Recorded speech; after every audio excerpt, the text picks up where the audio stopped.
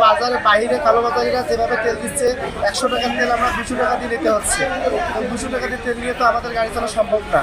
আমরা কৃষকরা বর্তমান খুব অসহায়ের মধ্যে আছি। 200-র বেশি সার্ভিস ও ফিচারে লেনদেনের সব বিকাশ অ্যাপে সম্ভব।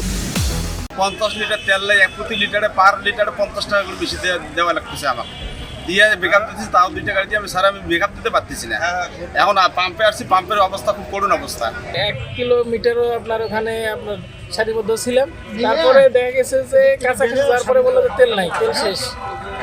আমরা বিভিন্ন পাম্পে ঘুরতেছি, তেলের সংকট, আমরা তেল পাচ্ছি না, আমাদের চলাচলের ব্যাঘাত সৃষ্টি হচ্ছে। কুড়িগ্রামে আমি এখানে আত্মীয় বাসা আসছি, ভাবছি যে দেখি পাম্পে তো পাবোই, 4-5টা পাম্প পাবো, তেল নেব। কিন্তু গতকালকে আমি 4টা পাম্পে গেছি, একটা পাম্পেও তেল পাইনি। এখন মানে আমি এখান থেকে কুড়িগ্রামে যাইতে পারবো কিনা সন্দেহ। আমার গাড়িতে তেল নাই অবস্থা। আমি এই পাম্পে আসছি যে দেখি পাওয়া যায় কিনা। তেলের যে দুর্গতি, তাতে দেখা যায় যে আমার আবাদ আর হবে না, আমি তেল দিচ্ছি না। এখন জমি চাষ দেবো, জমিতে যে পানি দিব, আমরা তেল পাইতেছি না। আর কি সমস্যা? এখন আমরা কালকে সন্ধ্যার থেকে অপেক্ষায় আছি, আমরা 1 লিটার তেলও পাইনি।